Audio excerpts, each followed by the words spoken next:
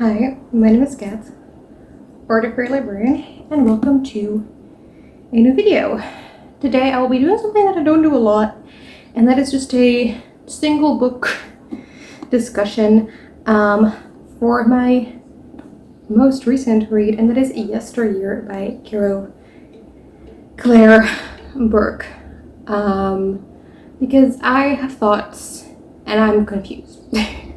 And I wanted to process this, so here we are. Also, it is really hot right now where I am. So I am filming this early in the morning when it is still cooler outside than inside. Which means that I have all my windows open to try and cool it down a little while I can, naturally. So there's gonna be a lot of background noise. Like, there's always background noise in my videos, but it's gonna be more than usual. I'll try to get out, like, if there's something very loud, I'll try to cut that out. But yeah, there's gonna be background noise. But I don't think filming would be very bearable for me at a hotter point of the day. So we're doing this now. Anyway, Yesteryear. So you've probably heard of this book because it was kind of everywhere. But this is a book about a woman named Natalie who is a trad wife influencer. And we're alternating chapters between sort of the time, like how she got to be a trad wife influencer, and sort of leading up to a certain point where there are some type of allegations, like we learn from the prologue that there are allegations, we don't know of what yet. We learn that later in the book. And then the other chapters are when she wakes up in what seems to be like a 1850s perhaps version of her life, in her house with her husband, with children that are supposedly hers, but she's like, this is not my life, these are not my children, this is wrong, and she sort of wants to know what is happening. And yeah, from there, I don't know how much I can say spoiler free, so this video will mostly be spoilers, but I will do like my brief spoiler free thoughts. I'm quite disappointed by this book, actually. So the first third to the first half, I was actually really pleasantly surprised with this book. I thought it made some very interesting points that I didn't expect it to make. I was really into it. And then it really started dragging and just became very repetitive. And then the ending was so incredibly rushed. And like, I don't think like none of the different components of the ending was really properly developed because of that. And it felt especially egregious because the rest of the book was so drawn out. I just think like the pacing was an absolute mess in this book. Also, the ending,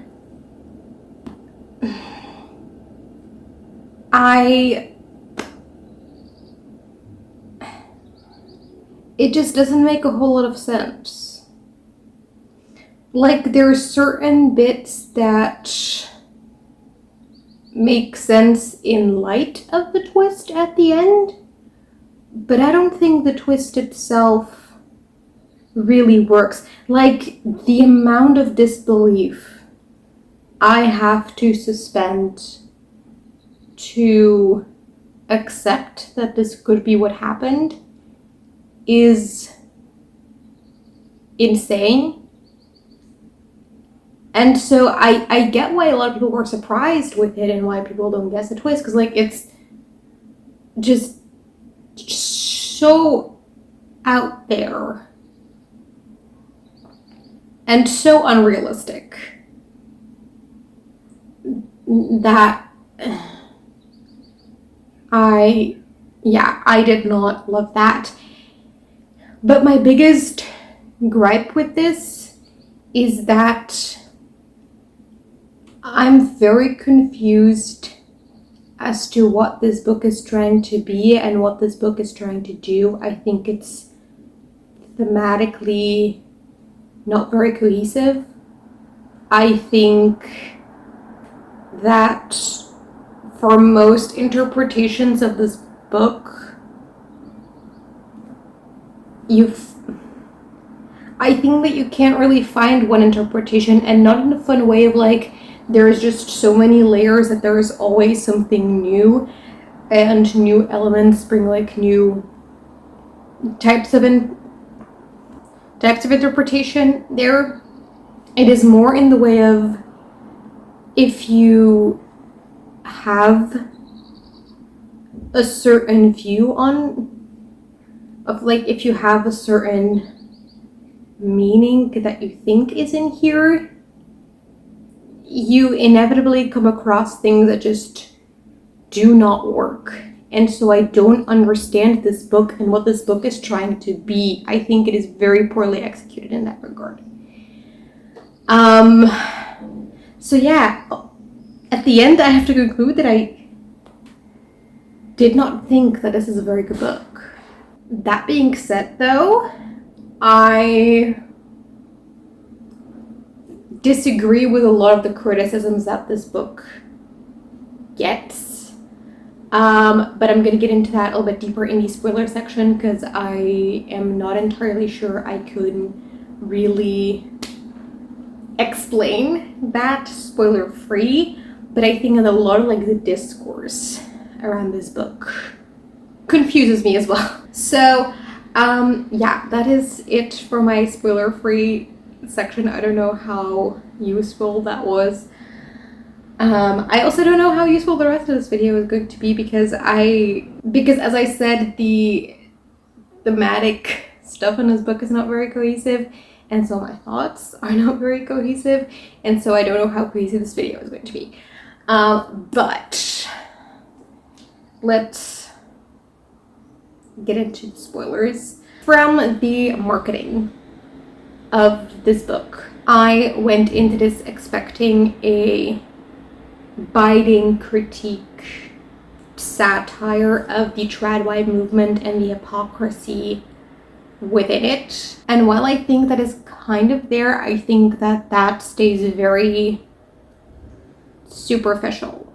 I think that the criticisms that this is delivering kind of come down to a media literacy thing. Influencers of any type are giving you a highlight reel. They're telling a story that is not, like, social media is not real life. And I think that is true for every type of influencer. And yes, like, the tradwives have a very specific way of presenting themselves that they kind of want you to believe that is their actual life. But I feel like showing that they don't do everything exactly as their Instagram makes you think that they do it, I don't think that is like very novel, revolutionary critique of the tradwife movement. I think that if you think about it for 2 seconds, like you could come up with that on your own. And again, that is just media literacy. This is editing me from later the same day, popping in real quick to redo a point that I really jumbled in the original video that I could make more concise here. So about the idea of tradwives being hypocrites because they don't actually want to go back to the 19th century, and we're going to show that by setting Natalie back. I think it doesn't really work because I don't think that tradwives say that they want that.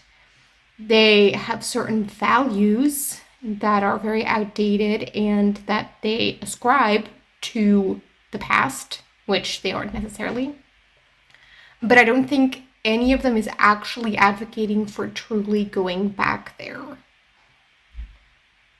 And even in the book, we see that Natalie, her horror of the timeline where she thinks that she's in the past is more from, one, not knowing what's going on and thinking she may be kidnapped and not knowing these people and how the fuck did she get here, and two, to a much lesser extent, but a little bit, just the lack of certain technology. Like she wanted, like she's cold, so she misses her like modern heating system, stuff like that.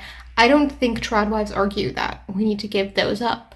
Tradwives advocate for a very specific set of values that they claim were of a golden past, but those values are not the thing that is making this past timeline horrific for Natalie, or not the main thing at all. So I think that this critique and satire just doesn't fully land. But also, in the end, we learn that Caleb and Natalie one day decided to, like, how about we actually go and live the way they did at the time? And they kind of imitate that life. So, like, in the end, Natalie did choose to live that way. And sure, this was part of like her mental condition and whatever, but she did do it. So one might argue that Natalie is in that regard incredibly consistent. I don't see, like, I don't think that was really the reveal that you needed if you wanted to make that the idea of the book. So, another critique of this that I have heard is sort of people criticizing that this doesn't really choose what denomination Natalie is really part of, like, especially, is it like, oh, that it doesn't acknowledge how tied tradwife influences are to Mormonism. I don't know enough about, like, the real world ties between tradwifery and any denominations, so I'm not going to comment on that. But I just think that having that critique of this book, I really don't agree with. So, first of all, I think that if you're gonna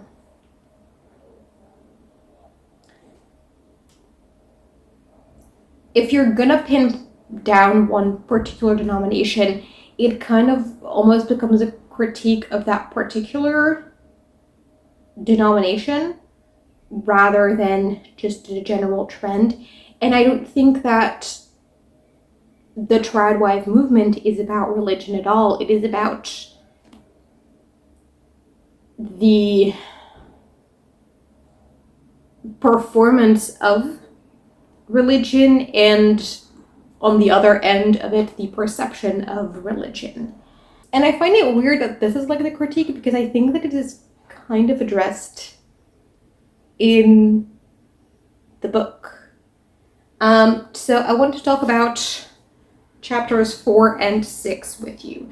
So chapter 4 and 6 is when she's at college. And I think just those two chapters are really interesting. And when I got to that point, I was like, oh, is this where the story is heading? Because I thought if this was what it was doing, I would have really liked it, and I'd hoped it would go in this direction, but alas.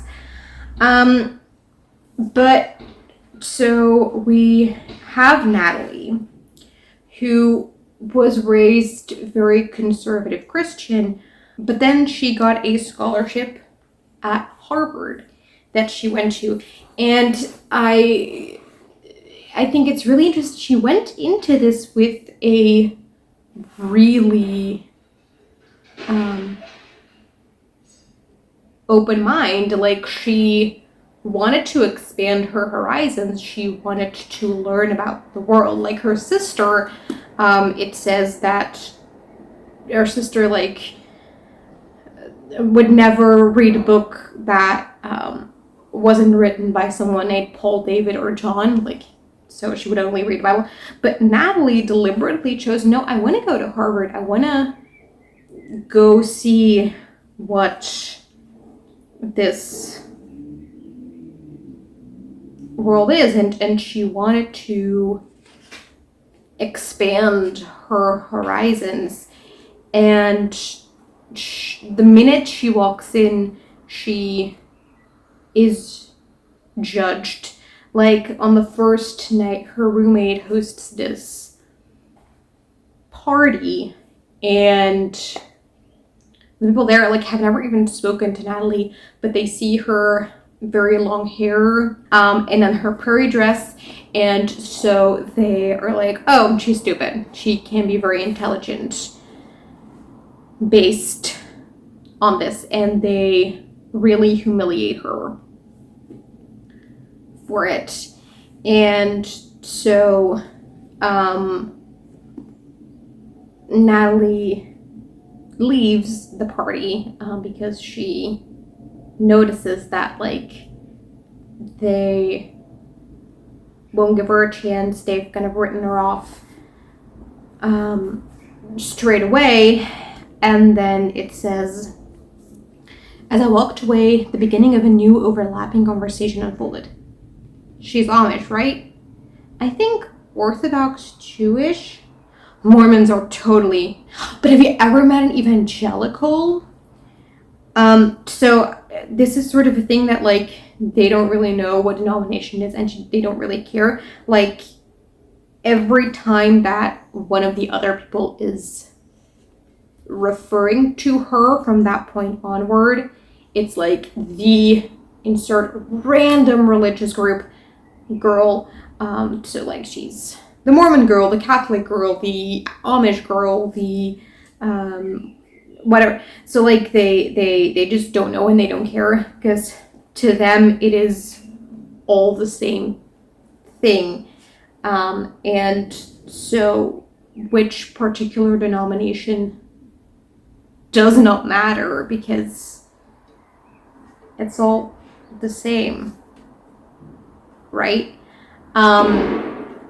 And they really treat her like she's stupid, and they won't allow her to learn, and they don't give her a chance, even though that is what Natalie wanted. So there's, I'll just read this to you. When they talked about stay-at-home mothers, specifically about their stay-at-home mothers, their eyes didn't go misty with gratitude. Instead, they argued bravely that old-school femininity was a scourge. Any woman who chose to stay in the home instead of working in the world was complicit. Any woman who identified as a homemaker was both a victim and a perpetrator. Of what? I made the mistake of asking once in the beginning. The girls exchanged a series of looks. The Amish girl had spoken. Then Rena cleared her throat and said tiredly, "The patriarchy, Natalie. Duh." So we have Natalie, who hasn't really come across any feminist ideas and who wants to understand them and wants to learn them and is just asking genuine questions out of curiosity, is just being shut down and made clear over and over again, like, you're not one of us, you're not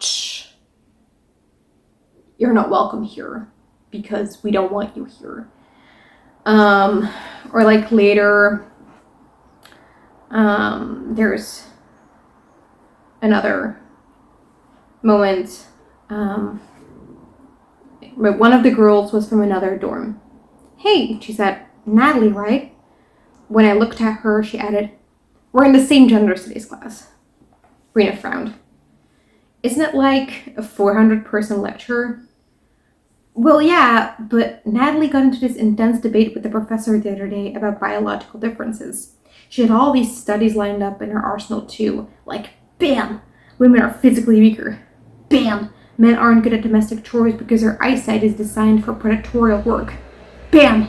The female body is designed to nurture. And what do you think of that?" The professor was so pissed, the girl said and laughed. It was honestly hilarious. I didn't say anything. I hoped the professor had enjoyed that debate. A terribly lonely thought fell over me. Everyone here, even the faculty, seemed to hate me.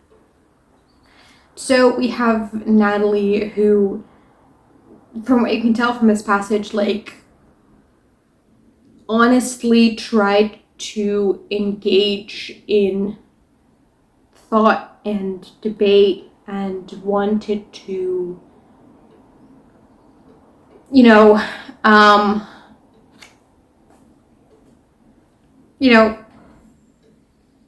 engage in discussion and try to come up with sources and studies. And she was raised, again, in this very conservative way, and so raised with certain values and beliefs that maybe don't really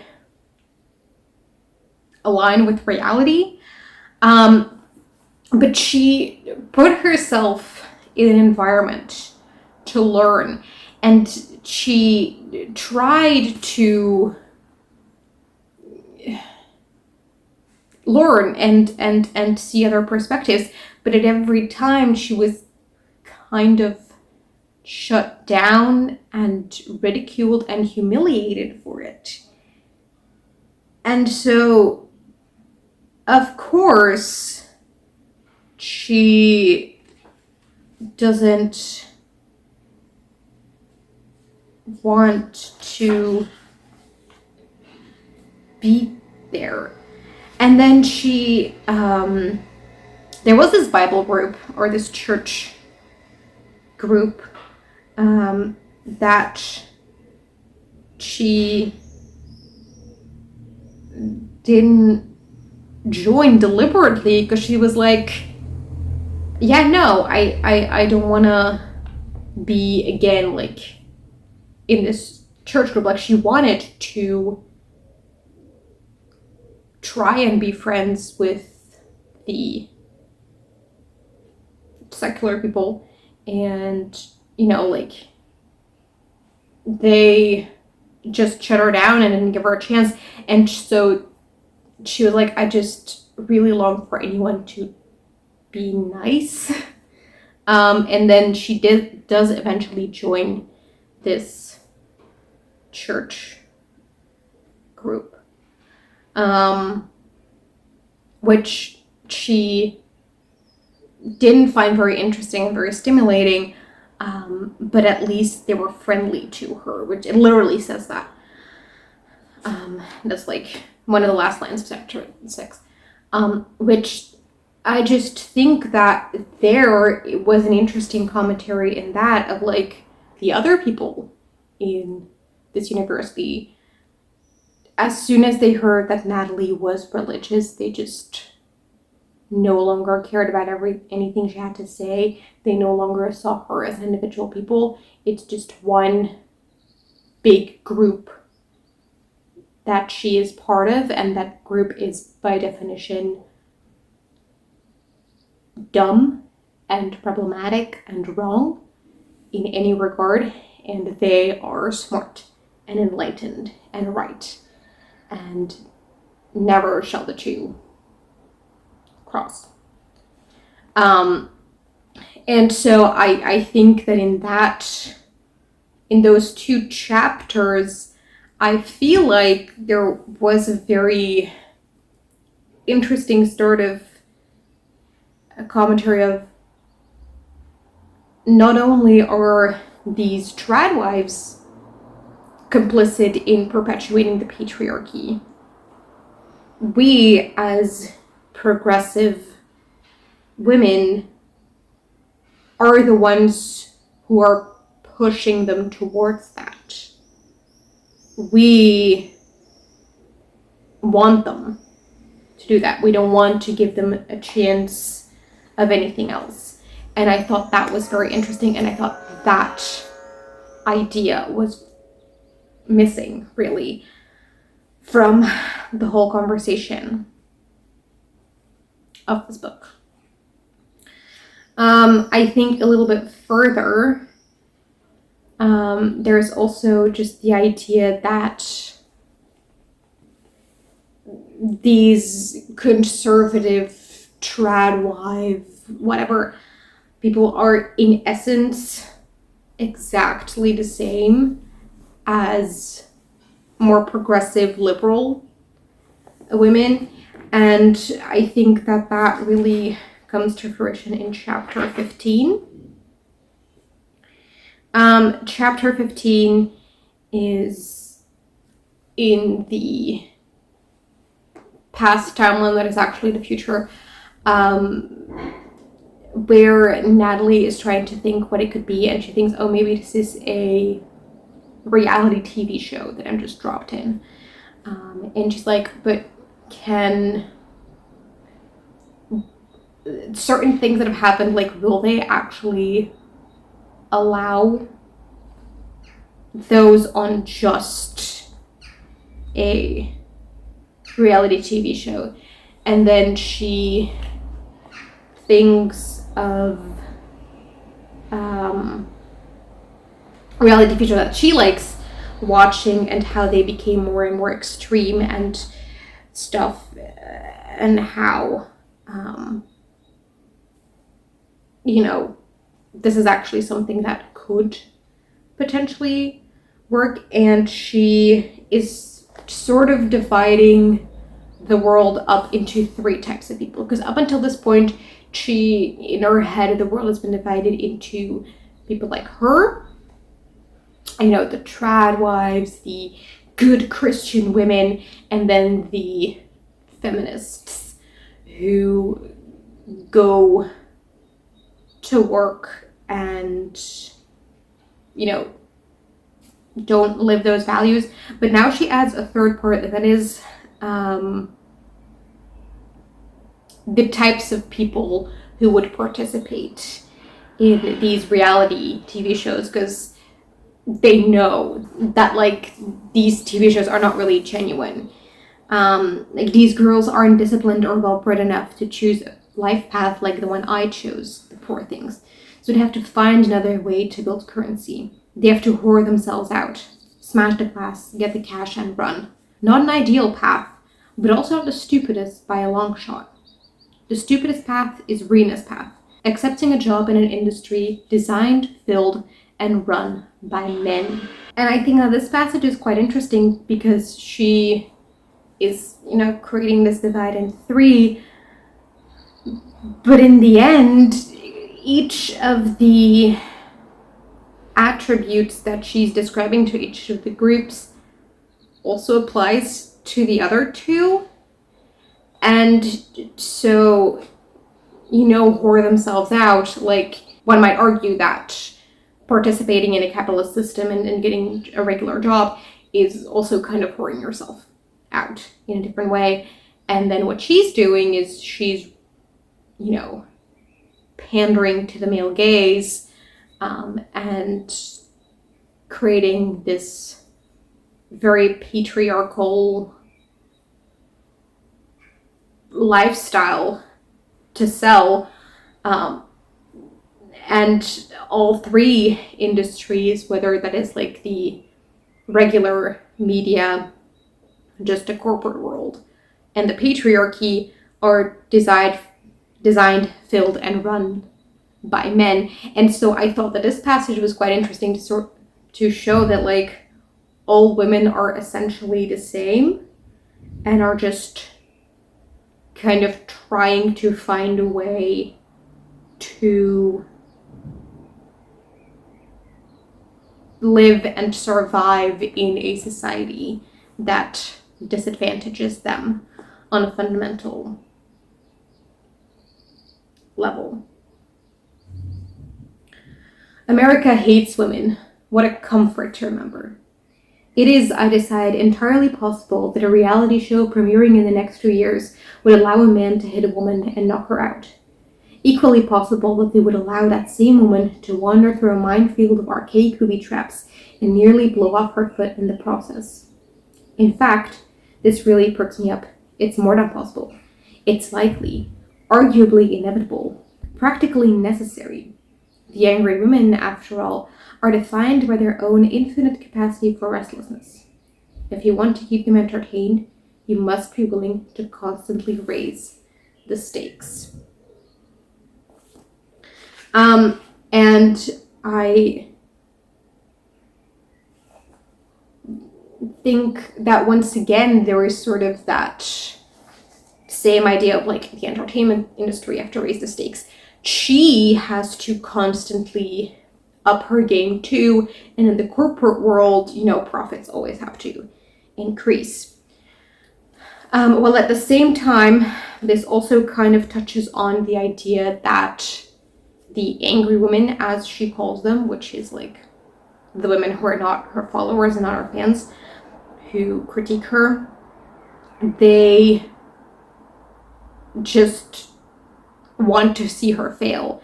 And they're waiting for the day that happens, and they will cheer when it happens because they don't want her to succeed. Like, they want to criticize the patriarchy to the extent that Natalie participates in it, but not to the extent that Natalie is affected by it herself and is a victim of it herself.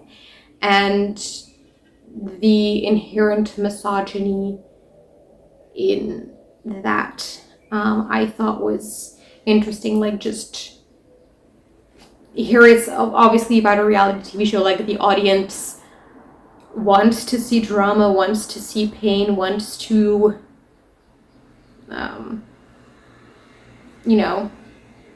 see all these bloody, gory things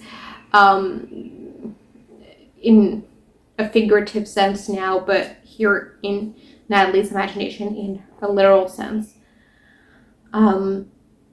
which is also true for them waiting for her downfall. I thought that was kind of interesting. Fast forward a bit, because then there comes a whole chunk that is just repetition of everything that came before and just was kind of boring in my opinion. If you go to chapter 40, is where she meets and hires Shannon, her producer. And Shannon is quite different from all the other applications that she got, because all the other women who applied for the job of producer were like very much like her. They were religious, also like, had the same ideology and the same general values as her. Whereas Shannon, she had pink hair and she came from the big city and like stuff like that. She was very different. And so Natalie was kind of intrigued. And so Natalie's kind of wondering of like, why are you so interested? It's not catharsis, Shannon said. It's more like a roadmap. She was speaking with a kind of urgent self-seriousness that only a 20-year-old can have.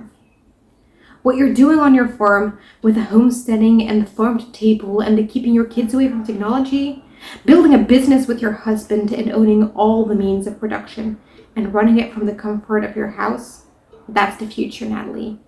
That's the way out. The way out of what? Oh, she said like it was obvious. The maze. So this passage, I'm not sure exactly how smoothly it fits into my thesis, but I feel like it kind of speaks to the way that if you go to the far ends of the spectrum, you kind of meet again, because a lot of the practical things that these tradwife influencers propose, and especially like, you know, the way that she runs this farm kind of speaks to certain elements of feminism and anti-capitalism, and stuff like that, but in a very twisted way. But I think that this was kind of important to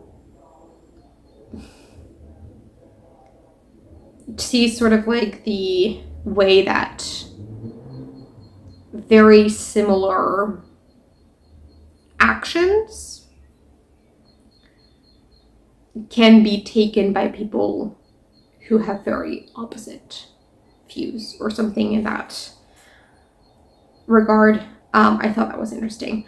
So I think that if you put those bits together, you sort of kind of create an image where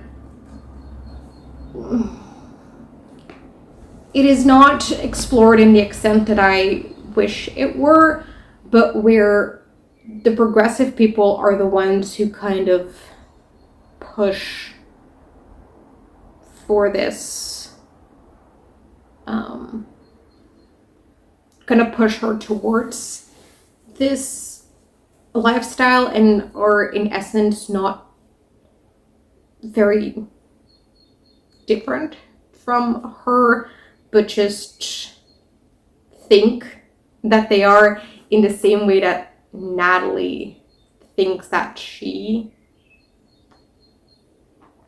is better than them. They think that they're better than her, and they judge, like each party like judges each other for their choices, but in essence they're kind of the same. I thought that was interesting, and that was one thing in particular that I think was really lacking from the discussion on this book, that like it is not only a critique of the tradwives, but it's also a critique of us, the reader, which is just a lot more interesting, because the target audience for this book, the people who are going to pick up this book, already don't agree with tradwives. And so I think that like in the way that this was presented a lot online, it would kind of be preaching to the choir with what I said earlier, with the critiques being kind of superficial. But I think that with those elements in it, it becomes a critique of us, the people, including me, who would pick up this book, which I find interesting. And again, I wish that that was explored more in here. And then the third thing that a lot of people comment on is how immensely unlikable Natalie is. And I get it, she's kind of mean, she's kind of judgmental, she is unlikable in a lot of ways, but I think that she is treated a little bit unfairly, both in the story by other characters, as like by the narrative and why the people talk about her. I think, and this might be my most controversial opinion about this book, I think that she's actually a pretty good mom, given the circumstances that she's in. I I think it's mostly other people who are screwing her over. And she has to hold everything together. And when she inevitably fails because she gets sabotaged by so many different people, she gets the blame for it, while she never really gets any help. And any time that she does ask for help, it's always with strings attached and always with another consequence that screws her over again attached to it. So like we have Caleb, who is absolutely useless, a man-child who does not take any responsibility, who just lets Natalie deal with everything, who cannot get a job, who like demands of Natalie that she takes full care of the children full time, and do everything, even though he does not have a job, he does not want a job, he's not looking for a job. And so Natalie kind of arranges that they're going to have this farm because they can hire people, and then Caleb can be useless and just sit in his little shed and watch incel live streams all day. And she can be the breadwinner of the family with her TradWipe account. And she kind of has to. She has no choice because Caleb is not going to bring in money. This farm that she bought doesn't bring in money because Caleb is so incompetent and unwilling to do everything. They keep killing cows out of neglect. It's so we have Natalie having to try and find that within her, and then the Caleb's family also kind of screwing her over with the terms that she had to agree with when they lent her the money or gave her the money for this farm that Caleb blew right through, and where she would not own anything, like the entire farm was in Caleb's name, and so if they were to get a divorce, she would get nothing. But with like the money that she made from her Instagram stuff, she had put it on a different bank account that was hers and hers alone. And when Caleb found out, he, pulled these strings to make sure that it became on the shared account that would be his account if they divorced, or at least like he would get a big share from that. So like he would only have to gain and Natalie only had to lose if they were to get divorced. And so Natalie has to be the breadwinner because her husband is absolutely useless in this. Has to do the household, has to do everything with the children. Caleb refuses to let their children go to school. He demands that they're homeschooled. And so even like not even the time that the kids would be at school under normal circumstances, Natalie would have off. And so she's like, we need to hire a nanny because I can't do it. And I think that is a very mature decision on her part in the, situation that she's in. She is in a situation where she can't do it all on her own. And Caleb refuses to help her. And anything she tries to make the situation better, she doesn't succeed in because everyone around them keeps enabling Caleb to be a piece of shit. And she can't divorce him because she would be left with nothing.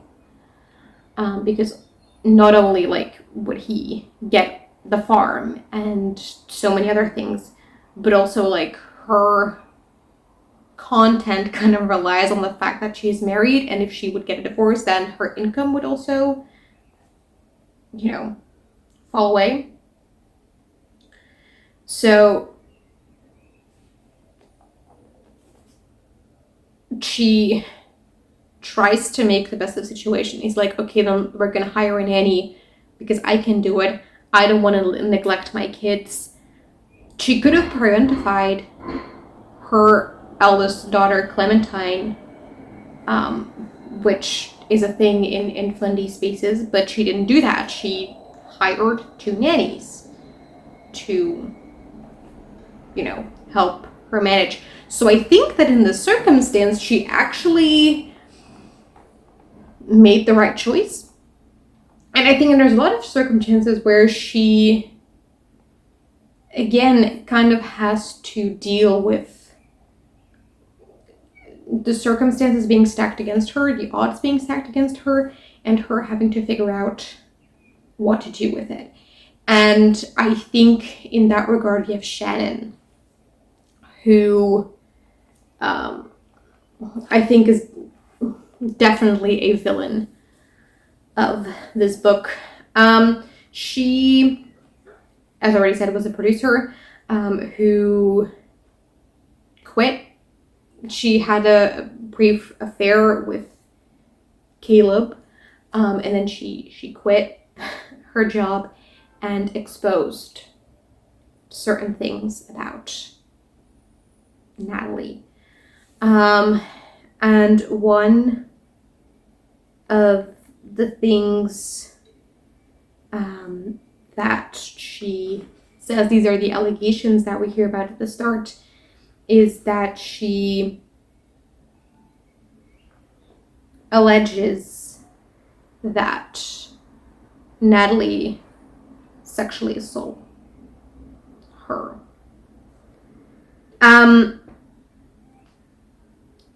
So basically what happened, we saw this happen. So when Natalie found out that Shannon had an affair with Caleb and that Caleb wanted to leave Natalie to run away to New York with Shannon, Natalie confronted Shannon and it got out of hand. And well, as Natalie walked in, Shannon was getting dressed, and so her pants were not fully on yet. Like, I don't know, like they weren't like closed properly or something, I don't know. But as they were talking, got out of hand, which ended up with Natalie like physically attacking Shannon, strangling her, and the pants had fallen down. That is what we know when we see it happen the first time, or like the pants were down when Natalie kind of came to senses again.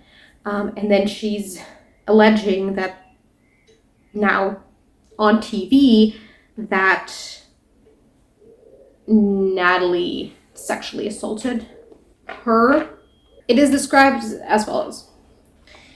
Shannon began to describe in halting stutter steps a different world than the one we were living in, an upside-down land, a straight shot into hell.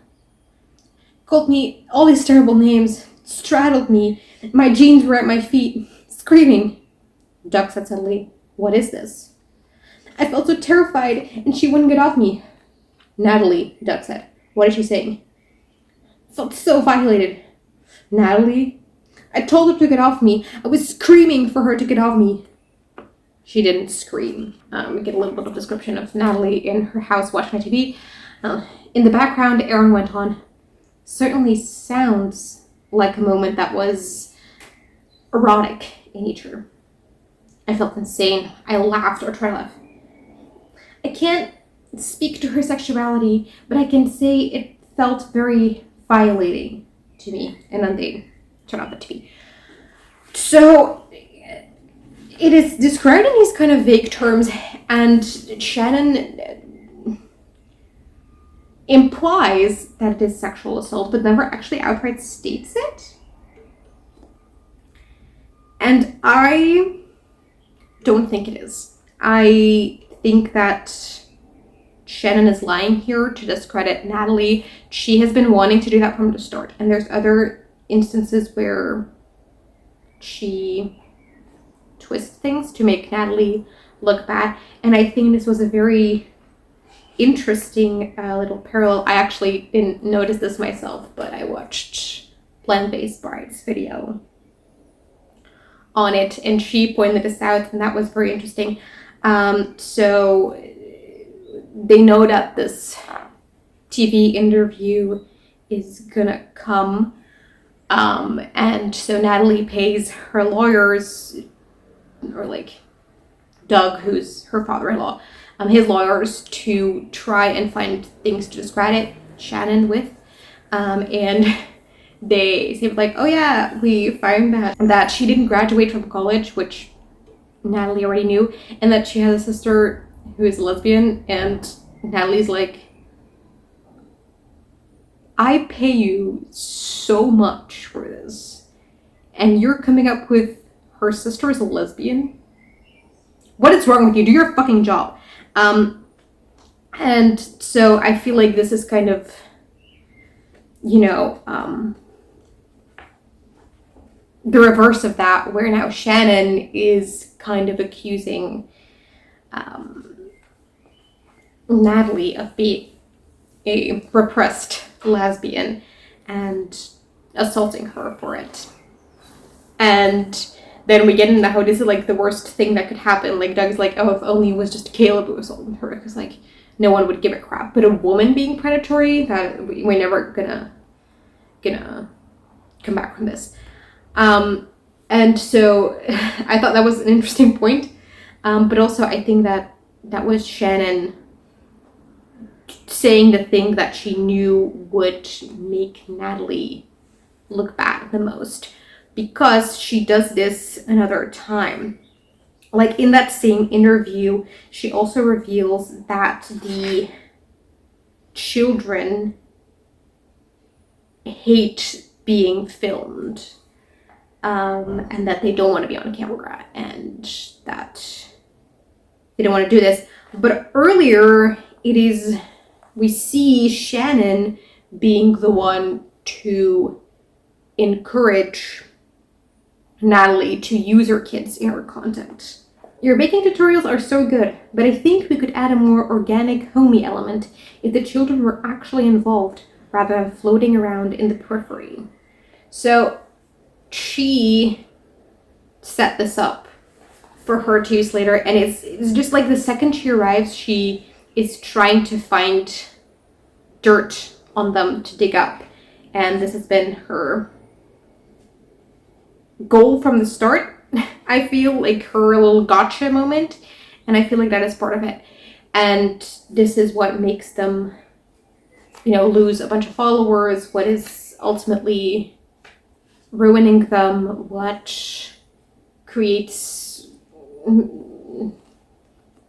like Natalie's mental state, which is already a little bit unstable from the start, like actually makes her lose it, and makes it so that the ending, like the reveal and the future timeline is possible, which I still think is such a far shot and so unbelievable, but still. So yeah, even Shannon really screwed her over and really wanted her to fail. And so I think if you just put everything together in this book, I feel like you sort of get this full picture of a woman who is disadvantaged and screwed over. I keep using that word, but English is not my native language, okay? If I find one word that works, I use it all the time. And so she has to try and keep everything together and pick up all the pieces and clear up the mess that other people make or other people enable. And when she is not able to do that, she gets blamed for it, both by the characters in this book as by the narrative. Because at the very end, she's the one who's in jail. even though with her mental state, she needed serious help. But instead of making sure that she would get this help, Caleb just took advantage of it and took advantage of her. And so I think Caleb is in fact a lot more guilty of the child abuse in the end than Natalie. And so the fact that we know that Natalie is in jail serving this really long sentence, but we don't hear anything about Caleb. The narrative does not at all hold Caleb responsible for the part that he plays in this, or even the Samuel and Stetson who helped him, who enabled him to do this. They also seem to just not have any consequences from this. So the characters in this book blame Natalie for everything. The narrative itself blames Natalie for everything.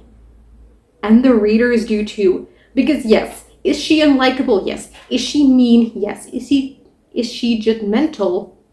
Yes. But I think that she is judged really harshly by the audience. And I think that the book is a lot more nuanced in that regard than the readers want. And so I think, as already said, that this is the only real thesis you can draw from this that is not contradicted. But I don't think that is what the book wanted us. I don't think that's the conclusion this book wanted us to draw from it. And so I don't really know what to think of that. Because I don't think that is necessarily what this book wants us to think about it. And I also don't think that is a super interesting conclusion. And if that is the conclusion, then this book is complicit in the thing that it is critiquing. But not in the way of satire necessarily, but in a way that leaves a very bad taste in my mouth.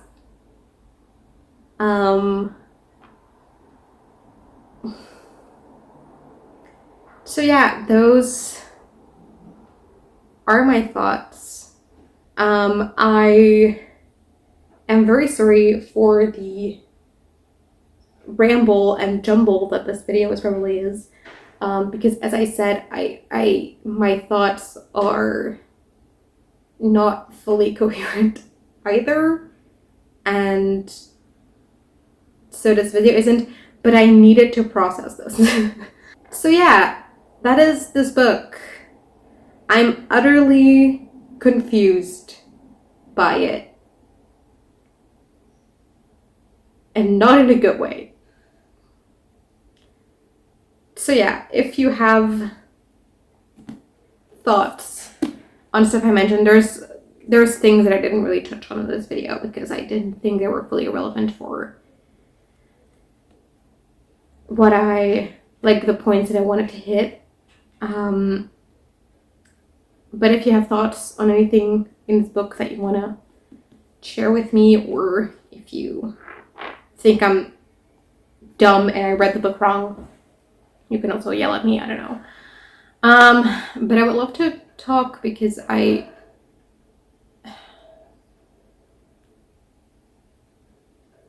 don't know. I don't know what my thoughts are on this. So I hope you enjoyed this video nonetheless. And I hope to see you again in that video.